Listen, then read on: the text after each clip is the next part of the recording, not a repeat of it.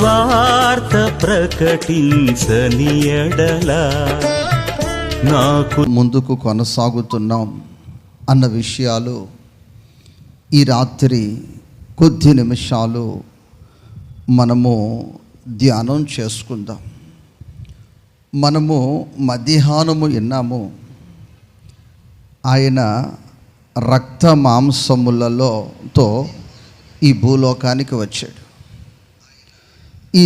ఆయన రక్త మాంసములలో ఈ భూలోకానికి వచ్చినప్పుడు ఆయన నీవలే నావలే సమాజములో, సంఘములో, బంధువుల మధ్యలో, స్నేహితుల మధ్యలో, గ్రామములో, పట్టణములో ఆయన ఎదిగాడు అని చరిత్ర చెప్తుంది.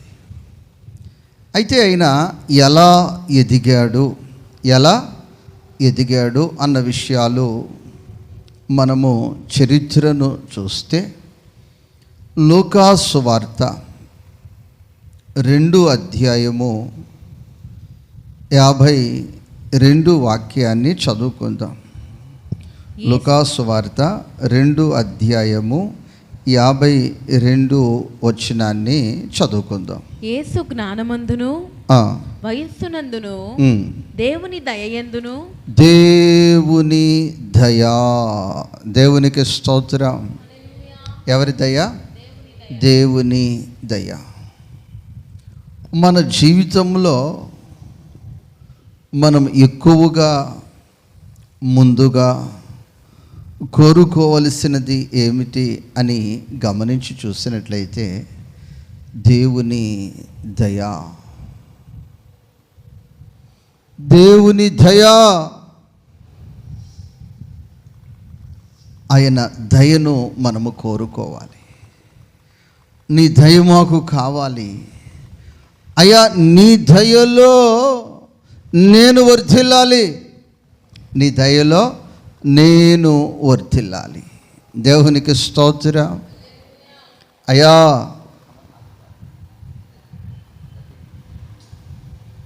నీ దయలో నేను వర్ధిల్లాలయ్యా, నీ దయలో నా ప్రభువా నేను వర్ధిల్లాలి. నీవు ఈ ఫోటో చూసినట్లయితే ఏదో వర్ధిల్లాలి గొప్ప వ్యక్తిగా నేను మార్చబడాలని ఆశపడుతున్నావా? లేకపోతే అయ్యా నీ దయలో నేను వర్ధిల్లాలని నీవు ఆశ కలిగి ఉన్నావా? మనము జీవించటానికి, మనము వర్ధిల్లటానికి, మన బ్రతుకులు ముందుకు కొనసాగటానికి దేవుని దయ కావాలి. దేవుని దయలో వర్ధిల్లాలి. కొందరు మనస్తత్వము, పద్ధతి ఎలా ఉంటుందంటే, ఇక దేవుడు నేను చాలు అనుకుంటారు, దేవుడు ఇక నేనుంటే చాలు అంటారు. కానీ ఇక్కడ వాక్యము దేవుని తదుపరి నెక్స్ట్ స్టెప్, తదుపరి మనుషుల దయ కావాలి. ఎవరి దయ కావాలమ్మా? మనుషులు దయ కావాలి.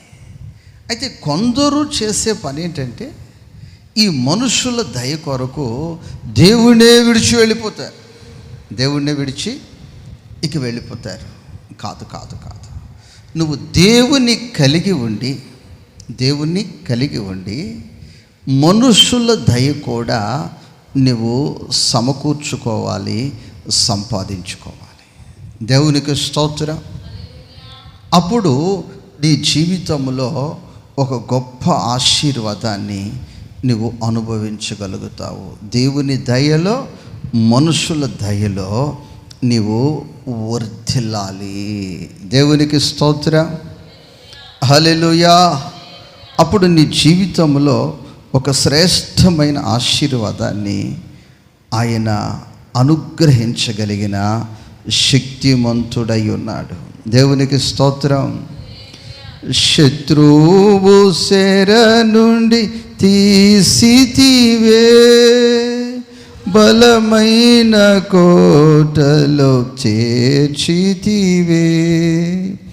శత్రువు చెర నుండి బలమైన కోటలో చేర్చితివే.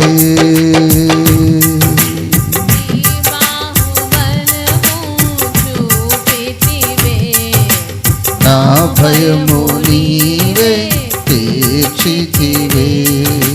నీ బాహుబలము చూపితివే. నా భయము నీవే తీర్చితివే.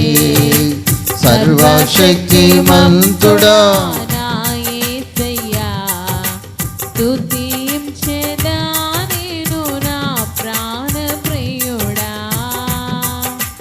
హల్లెలూయా స్తుతి హల్లెలూయా హల్లెలూయా స్తుతి హల్లెలూయా.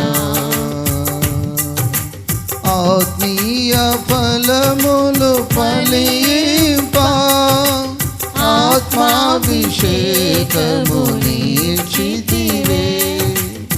ఆత్మీయ ఫలములు ఫలింప ఆత్మాభిషేకము నీర్చితివే.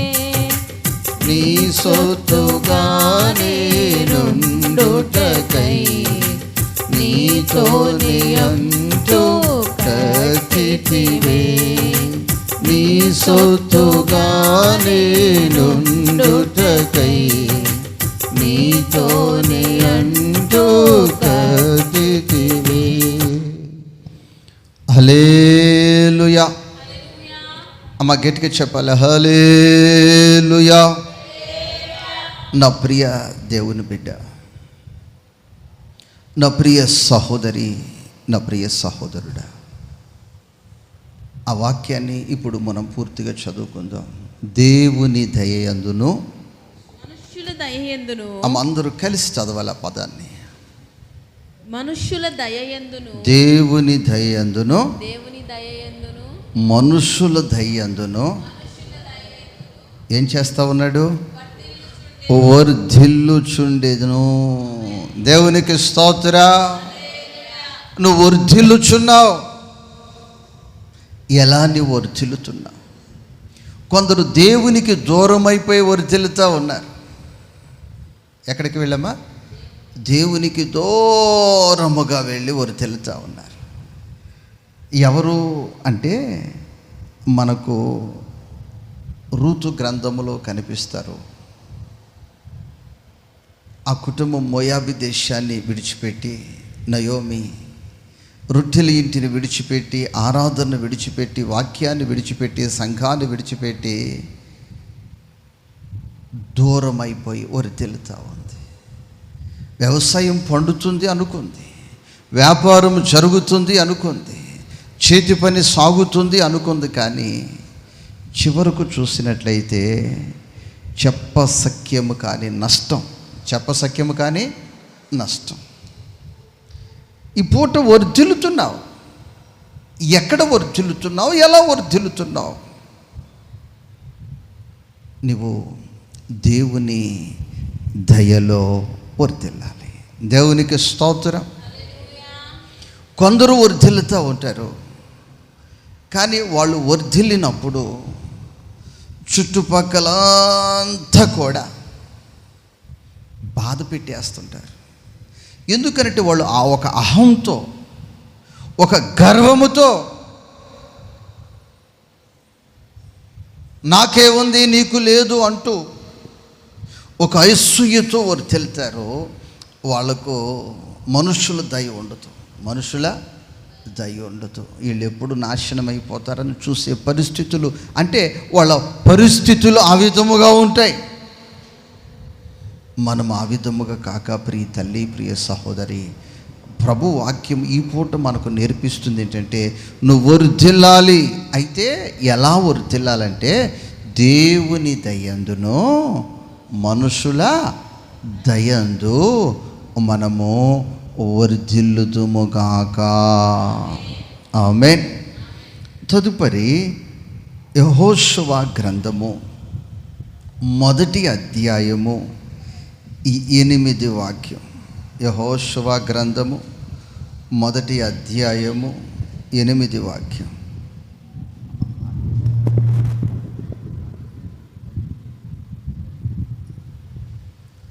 యెహోషువ గ్రంథము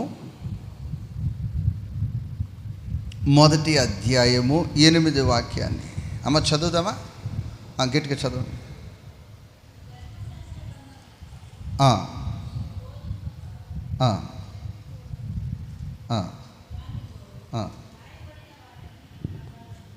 రాయబడి ఉన్న వాటన్నిటి ప్రకారము చేయుటకు నీవు జాగ్రత్త పడునట్లు దీవారాత్రము దానిని ధ్యానించిన ఎడల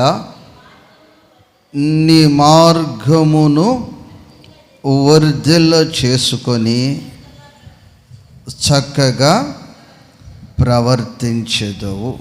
ఇక్కడ యెహోషువ జీవితాన్ని మనము గమనించి చూసినట్లయితే ఆ వ్యక్తి వర్ధిల్లాడు, చక్కగా వర్ధిల్లాడు. ఎందులో వర్ధిల్లాడు అని చూసినట్లయితే ఆ వ్యక్తి వాక్యములో వర్ధిల్లాడు. ఎందులో వర్ధిల్లాడమ్మా? వాక్యములో వర్ధిల్లాడు.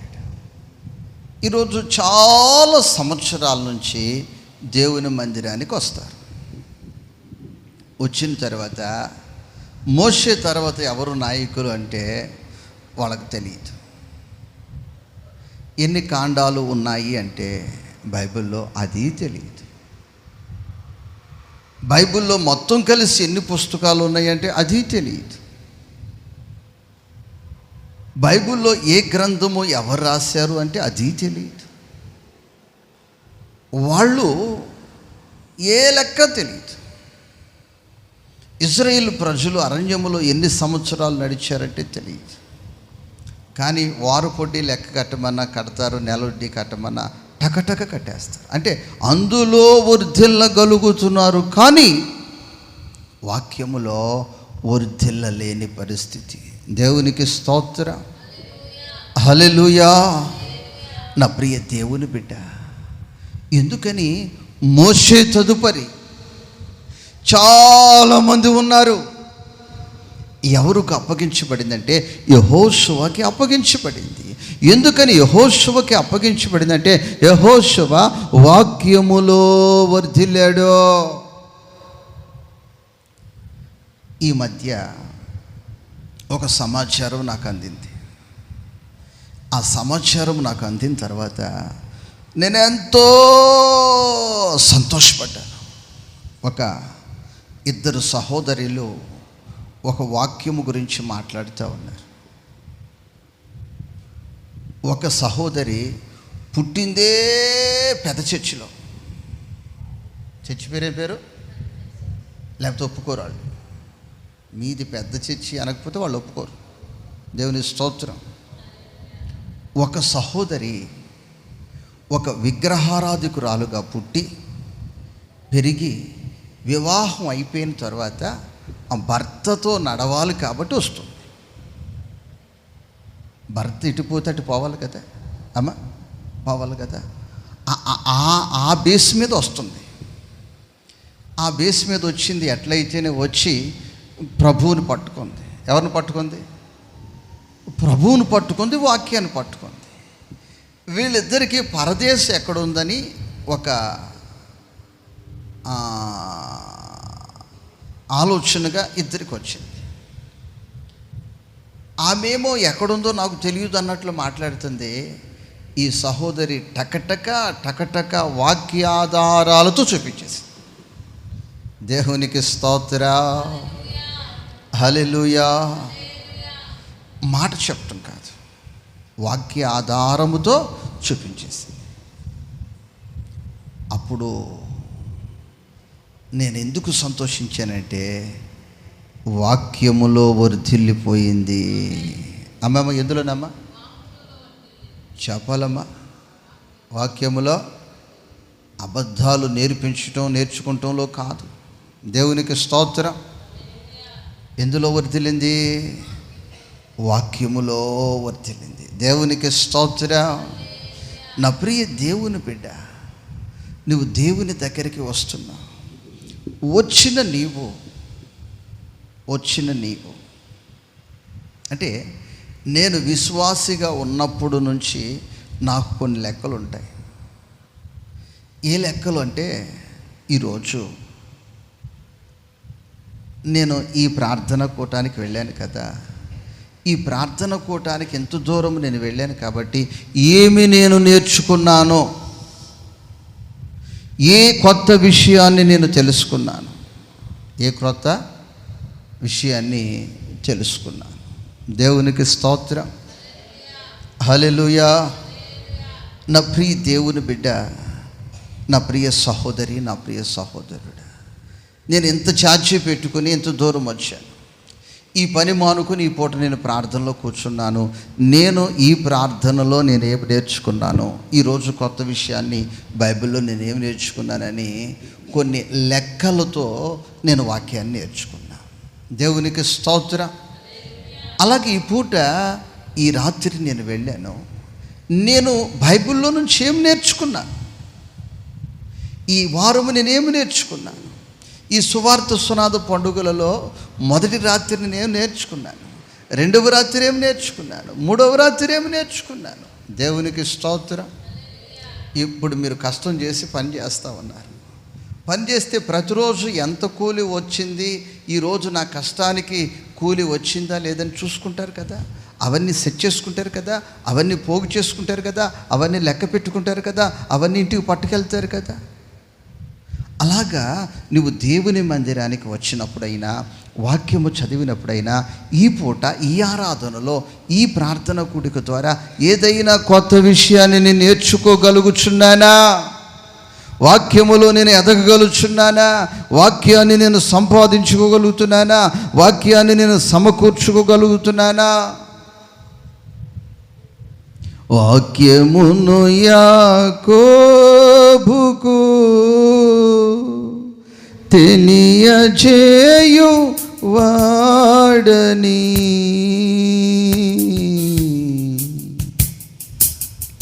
వాక్యమును యాకోబుకు తెలియజేయు వాడని, ఏ జనముగిలాగునా తెలియచేయ లేదని, దేవునికి స్తోత్రము గానము చేయుటయే మంచిది, మనమందరము స్తుతి గానము చేయుటయే మంచిది. నా ప్రియ దేవుని బిడ్డ, వాక్యమునకు యాకోబుకు తెలియచేసాడు. యాకోబుకు తెలియచేసినట్లు జనముకు తెలియచేయలేదు. యాకోబు ఎవరంటే పాత నిబంధన పరిశుద్ధుడు, పాత నిబంధన భక్తుడు. మనము క్రొత్త నిబంధన ఆయనకు సమీపస్తులుగా ఉన్నారు. యాకోబు కంటే ఎక్కువ వాక్యమును ఆయన మనకు ఆత్మ ద్వారా తెలియచేయటానికి సిద్ధముగా ఉన్నాడు. యెహోషువ కొన్ని లక్షల మందిలో ఒక ప్రత్యేకమైన ఆశీర్వాదం ఎందుకు పొందాడు, ఎలా పొందాడు? వాక్యములో వర్ధిల్లాడు. దేవునికి స్తోత్రం. నువ్వు దేవుని మందిరానికి వస్తున్నావు, నెల దినాల నుంచి ప్రార్థనలు జరుగుతున్నాయి. ఇంకా మన ఎదుట 5 దినాలు 24 గంటలు ప్రార్థనలు ఉన్నాయి. ఉదయకాలం ఇక్కడ వాక్యం ఉంటుంది, అలాగే ఉపవాస ప్రార్థనలో వాక్యం ఉంటుంది, మధ్యాహ్నం సాయంత్రం ఇక వరుసన ప్రసంగాలు ప్రార్థనలు ఉంటాయి. ఈ ప్రార్థనలు ఎందుకనంటే నువ్వు వాక్యములో వర్ధిల్లటానికి. చెప్పాలి తల్లి, ఎక్కడ వర్ధిల్లటానికి? మరి వాక్యములో నువ్వు వర్ధిల్లగలుగుతున్నావా?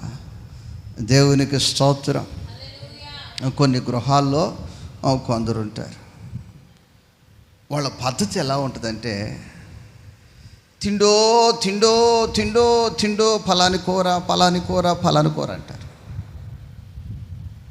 ఎట్లయితేనే వాళ్ళు ఆశించిన కూర తీసుకొచ్చి వండుతారు ఇంట్లో. వండిన తర్వాత ఏమన్నా తింటారా కడుపు నిండా అంటే ఏదో కొంక పెట్టుకొని తింట మానేస్తారు. దేవునికి స్తోత్రం. తినలేరు, అది వాళ్ళు తినరు. వాళ్ళు అడిగారనే ఇంటి వాళ్ళు తెచ్చి వండుతారు.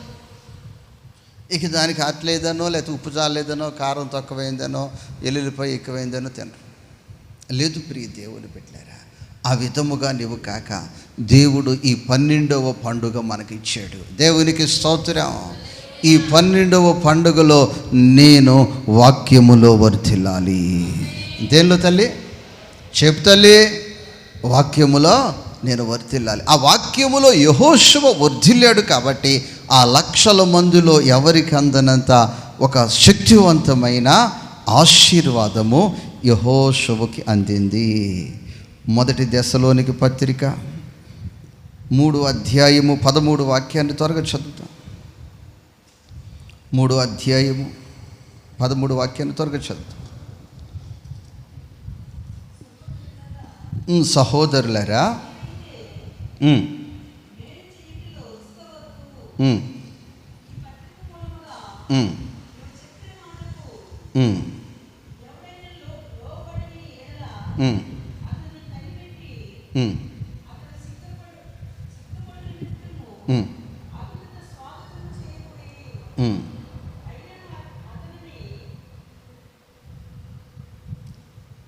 మొదటి దెస్సలోనికి రాసిన పత్రిక 3 అధ్యాయము 13 వాక్యం. మరియు మన ప్రభు అయిన యేసు తన పరిశుద్ధులతో వచ్చినప్పుడు మన తండ్రి అయిన దేవుని ఎదుట మీ హృదయములో పరిశుద్ధత విషయములో అనింద్యమైనవిగా ఆయన స్థిరపరుచుటకై మేము మీ ఎడల ఎలాగూ ప్రేమలో అభివృద్ధి పొంది వర్ధిల్లుచున్నామో అలాగే మీరును ఒకరినొకడు మనుషులందరి ఎదుట ప్రేమలో అభివృద్ధి పొంది వర్ధిల్లునట్లు ప్రభువు దయచేయునుగాక. ఇప్పుడు ప్రేమలో వర్ధిల్లాలి. ఎందులో నమ్మ వర్ధిల్లేది? ప్రేమలో వర్ధిల్లాలి. సంఘమును నువ్వు ప్రేమించాలి, ప్రభువు నువ్వు ప్రేమించాలి. ఎప్పుడైతే ప్రభువుని నువ్వు ప్రేమిస్తావో, సంఘమును ప్రేమిస్తావు. సంఘమును ఎప్పుడైతే ప్రేమిస్తావో సంఘములో ఉన్న వ్యక్తిని నువ్వు ప్రేమిస్తావు. ఎప్పుడైతే సంఘములో ఉన్న వ్యక్తిని నువ్వు ప్రేమిస్తావో ప్రభు అంటున్నాడు, నన్నే ప్రేమిస్తుంది. దేవునికి స్తోత్రం. అలాగా ఆ ప్రేమలో నీవు వర్ధిల్లాలి. ఆ ప్రేమలో నీవు వర్ధిల్లాలి. సంఘాన్ని ప్రేమించే ఆ ప్రేమలో వర్ధిల్లాలి. నువ్వు సంఘమును ప్రేమిస్తూ ఉంటే నువ్వు ఎవరిని ప్రేమిస్తున్నావంటే క్రీస్తు శరీరాన్ని నువ్వు ప్రేమిస్తున్నావు. ఈ సంఘమునకు శిరస్సు క్రీస్తు. ఈ యొక్క సంఘము అనగా శరీరము. ఈ శరీరాన్ని, ఈ సంఘమును నువ్వు ప్రేమిస్తున్నావా? ఎప్పుడైతే ఈ ప్రేమలో నువ్వు వర్ధిల్లుతావో ఆయన ప్రభువు రాకడలో నువ్వు ఆ యొక్క ఆశీర్వాదాన్ని నువ్వు అనుభవిస్తావు. దేవునికి స్తోత్రం. సంఘము పట్ల ప్రేమ కలిగి, సంఘము పట్ల ప్రేమ కలిగి ఆ ప్రేమలో నువ్వు వర్ధిల్లుదువుగాక. దేవునికి స్తోత్రం. ఎందులో వర్ధిల్లాలమ్మా? ప్రేమలో వర్ధిల్లాలి. కొందరు ద్వేషములో వర్ధిల్లుతారు, కొందరు కక్షలో వర్ధిల్లుతారు. కక్షలు ఎందుకు? ఆయన శరీరం పట్ల కక్షలు ఎందుకో, అసూయలు ఎందుకో, ద్వేషములు ఎందుకో? దేవునికి స్తోత్రం. హల్లెలూయా. సూర్య చంద్రులు మారినను, భూమి పునాదులు కదలినను, సూర్య చంద్రులు మారినను,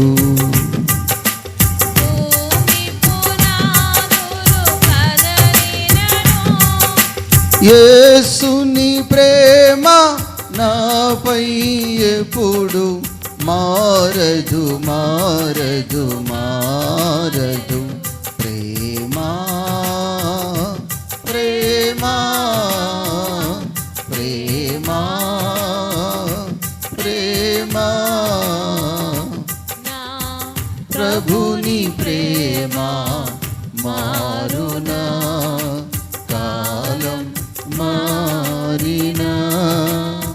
ఎవరి ప్రేమైనా మారిపోతుందేమో కానీ యేసు ప్రేమ మారదమ్మా. దేవునికి స్తోత్రం. నువ్వు ఎవరిని ప్రేమించినా అది వ్యర్థముగా మారిపోద్దేమో కానీ నువ్వు క్రీస్తు సంఘాన్ని నువ్వు ప్రేమిస్తే క్రీస్తు చూసి అయ్యో నా శరీరాన్ని ఈ సహోదరి ప్రేమిస్తుంది, ఈ కుటుంబం ప్రేమిస్తుంది, ఈ బిడ్డలు ప్రేమిస్తున్నారు. దేవునికి స్తోత్రం. ఈ సంఘమునకు ఆయన శిరస్సుగా ఉన్నాడు. ఈ యొక్క సంఘము ఆయనకు శరీరముగా ఉంది. ఆయన శరీరాన్ని నువ్వు ప్రేమించే వ్యక్తివై ఉండాలి. దేవునికి స్తోత్రం. 4వదిగా 92వ కీర్తన 13 వాక్యం. త్వరగా 92వ కీర్తన 13 వాక్యం.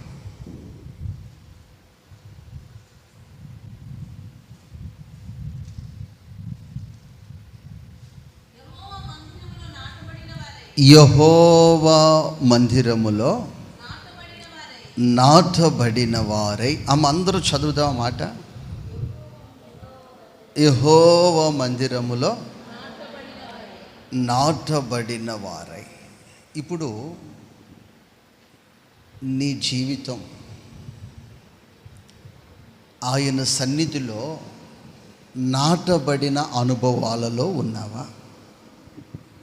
ఇప్పుడు ఇది నాటబడలేదు. ఏం చేయబడలేదమ్మా? ఎక్కడైనా పెట్టొచ్చు, ఎక్కడైనా పెట్టొచ్చు, బయటైనా పెట్టొచ్చు, ఈదులైనా పెట్టొచ్చు, ఎక్కడైనా పెట్టొచ్చు. ఎందుకంటే దీని బ్రతుకులో నాటబడిన అనుభవాలు లేవు. ఈరోజు సంఘం ఎంతమంది అంటే 5,000 మంది అని చెప్పవచ్చు, 5 మంది అని చెప్పవచ్చు. అయితే దేవుని వాక్యం అడుగుతుంది, ఎంతమంది నాటబడ్డారు? దేవునికి స్తోత్రం. ఎంతమంది నాటబడ్డారు? నాటబడితే కలిగే ఆశీర్వాదాలు ఏమిటంటే అక్కడ రాయబడి ఉంది, వారు మన దేవుని మందిరములో వర్ధిల్లుదురు. ఎందుకని కొంతమంది వర్ధిల్లలేకపోతున్నారు? ఎందుకని మరికొందరు అభివృద్ధి చెందలేకపోతున్నారంటే వారికి నాటబడిన అనుభవాలు లేవు. ఏ అనుభవాలు లేవమ్మా? నాటబడిన అనుభవాలు లేవు. నువ్వు నాటబడితే, దేవునికి స్తోత్రం, నువ్వు నాటబడితే ఇక సుడిగాలి వచ్చినా, ఇక పెనుగాలి వచ్చినా, ఇక నాటబడింది ఇంకా వదిలిపోయేది లేదు. ఏదైనా పెద్ద తుఫాను కొట్టేసినా, కొమ్మలు ఇరిగిపోయినా ఆ మొద్దు మరలా చిగురు అలాగే వస్తుంది. ఎందుకనంటే అది నాటబడింది. దేవునికి స్తోత్రం. ఎవరైతే నాటబడతారో వారు వర్ధిల్లుతారు. నాటబడితే ఏం జరుగుతుందంటే ఆ భూమిలో ఉన్న శక్తి, ఆ భూమిలో ఉన్న బలము, ఆ భూమిలో ఉన్న నిమ్ము, ఆ భూమిలో ఉన్న ఎనర్జీ అంతా చెట్టు లాక్కోవటానికి ఉంటుంది. దేవునికి స్తోత్రం. నాటబడలేకపోతే ఇక ఆ ప్లాస్టిక్లో, ఆ సిమెంట్ తొట్లో ఏముంటుంది? అర్రా కొర్ర ఉంటుంది. లేదు లేదు, నీ జీవితము నాటబడును గాక. ఆమేన్, ఆమేన్. ఎక్కడ నాటబడాలి? ఎక్కడ నాటబడాలి అంటే ఆయన మందిరములో నాటబడితే నువ్వు వర్ధిల్లుతావు. అంతు లేనంత ఆశీర్వాదాలతో వర్ధిల్లుతావు, అంతు లేనంత దీవెనలతో వర్ధిల్లుతావు. ఈ మాటలు నీ వినికిడిలో దేవుడు దీవించిన గాక. వర్ధిల్లెదను మన దేవుని మందిరనందు నాటబడిన వారమై. అమ్మ మోకరించి మన దేవుని మందిరమందు నాటబడిన వారమై వర్ధిల్లెదము. మన దేవుని మందిరమందు నాటబడిన వారమై వర్ధిల్లెదము. మన దేవుని మందిరమందు నాటబడిన వారమై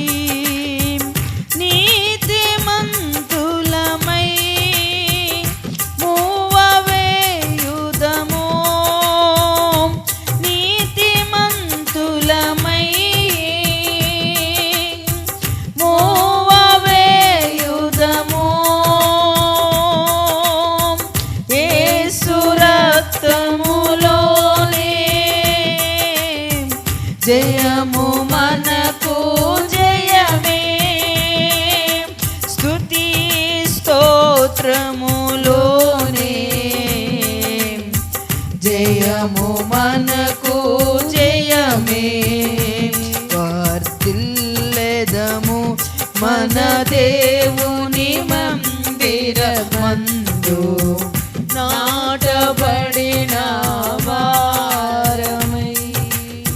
పరిశుద్ధుడా, ప్రేమాస్వరూపి, నీ ప్రశస్తమైన నామానికి కొందనములు స్తోత్రములు చెల్లించుచున్నాం. ఈ రాత్రి వేళ సమయంలో ప్రభువా, నీ దాసుని ఒక ప్రత్యేకంగా ప్రభువా, నీ దాసులు ప్రభువా దేవుని దయందును వర్ధిల్లాలని నాటబడిన వారై నీ మందిరములో ప్రభువా, అయ్యా నీకు స్తోత్రం స్తోత్రం నాయన. అనేక విషయాలు నీ దాసుల ద్వారా మాట్లాడండి, ప్రతి మాటను బట్టి నీ కొందనాలు స్తోత్రాలు అయ్యా. అయ్యా నీ దయందును మేము వర్ధిల్లగలగాలి, నీ సన్నిధిలో నాటబడిన వారమై బడిన వారమై మేము ఉండాలి ప్రభువా. నీ స్తోత్రములు ప్రభువా. అయ్యా నీకు స్తోత్రములు స్తోత్రములు ప్రభు. అయ్యా అయ్యా అయ్యా అయ్యా నీ వాక్యమైన ప్రతి ఒక్క బిడ్డలు కృపతో జ్ఞాపకం చేసుకోండి అయ్యా. అలాగే జువులు తిని బిడ్డలు కూడా ప్రభు అయ్యా నీ వాక్యం ధ్యానిస్తూ లైవ్లో ఎంతగానో ప్రభు ప్రార్థనా పూర్వకంగా వాక్యం ధ్యానిస్తున్నారు జువులని సంఘములో. ఆ బిడ్డలను కూడి వచ్చిన అయ్యా చిన్నలు పెద్దలు వృద్ధులు అందరూ పాలు పొంది అయ్యా ప్రార్థనలో ఏకీభవిస్తున్నారు. జువులు తిని సంఘాన్ని సంఘ బిడ్డలను మీరు వర్ధిల్ల చేసి నీ సన్నిధిలో ప్రభు మీరు ఆస్వాదించమని అడుగుతున్నాం. నీ దయందును ప్రభువా ఆ సంఘాన్ని బిడ్డలను మీరు దీవించమని ప్రార్థన చేస్తున్నాం. ఈ లైవ్ ద్వారా ఎంతమంది చూసి ఆనందించారో, ప్రార్థనలో పాలు పొందారో వారిని దయందును వర్ధిల్ల చేయమని ప్రార్థన చేస్తూ ఉన్నాం. అలాగే తండ్రి నాయన స్థానిక సంఘ బిడ్డలను అయ్యా బిడ్డలందరూ చిన్నారు, ప్రతి బిడ్డని ఎందు దయందు వర్ధిల్లినట్లుగా సహాయం చేయమని ప్రార్థన చేస్తూ ఉన్నాం ప్రభువా. సువాత సునాద పండుగల నిమిత్తము కొరకై అనేక విజ్ఞాపనలు పాసన్నిధిలో పెట్టి ప్రార్థించాం. ప్రతి ప్రార్థన ఆలకించి ఆమెని అద్భుతాలు మీరు జరిగించమని ప్రార్థన చేస్తూ ఉన్నాం అయ్యా. మా ఎదుటి ఇంకా 10 దినాలు మాత్రమే ఉన్నాయి ప్రభువా. నీకు స్తోత్రములు స్తోత్రములు. కృపతో జ్ఞాపకం చేసుకోండి దేవానికి వందనాలు అయ్యా. 9 దినాలు ఉన్నాయి ప్రభువా. శక్తి లేని వారం, బలము లేని వారం తండ్రి నీకు వందనాలయ్యా. చాలా భారముతో కూడి శ్రమతో కూడిన కూటములు కృపతో జ్ఞాపకం చేసుకోమని వేడుకుంటున్నాం. మా భారాన్ని భరించే దేవుడు అయ్యా, మా పరిచయం చూస్తున్న దేవుడు అయ్యా. అయ్యా ప్రభువునందు పడిన ప్రయాస వ్యర్థము కాదంటున్నా ప్రభా. అయ్యా నీకు స్తోత్రములు ప్రభా. మా శక్తి చేత ప్రారంభించలేదు కానీ ప్రభా నీ దయ ఎందును ప్రభా, నీ వెనకాల నిలబడిన మా ఎందు మీరుండి ప్రభా ప్రార్థన పూర్వకంగా ప్రారంభించబడిన ఈ పరిచర్య చేతులకు అప్పగిస్తూ ఉన్నాం. కన్నీటితో ప్రార్థించాము నాయన, కన్నీటితో ప్రారంభించాం ప్రభా. మీ సంతోషంగా సాక్షులుగా నిలబెడుతున్నందుకై నీకు స్తోత్రం. నీ మహాకృపను బట్టి ప్రభువా గ్రౌండ్ పరిచర్య జరుగుతూ ఉంది నాయన. అలాగే ఉపవాస ప్రార్థన స్థలంలో పనులు జరుగుతూ ఉన్నాయి నాయన. అయ్యా ఆశీర్వాదకరంగా మీరు జరిగిస్తున్న దేవుడా నీ కృతజ్ఞతలు ప్రభువా. ఇంకా చాలా పనితో కూడుంది అయ్యా. ఇంకా యానతని 9 దినాలు మాత్రం ఉన్నాయి. స్టేజ్ పరిచర్య ఆశీర్వాదకరంగా జరిగించండి అయ్యా. చుట్టూరు కర్రలపాతే విషయంలో సహాయం చేయండి అయ్యా. అయ్యా పని విస్తారంగా ఉంది, పరిచర్యకులు సమకూర్చబడి భారము కలిగిన వారై ముందడుగు వేసి పరిచర్యలో పాల్గొందే అయ్యా నీ బిడ్డను మీరు లేవనెత్తుతున్నందుకై నీకు వందనాలు.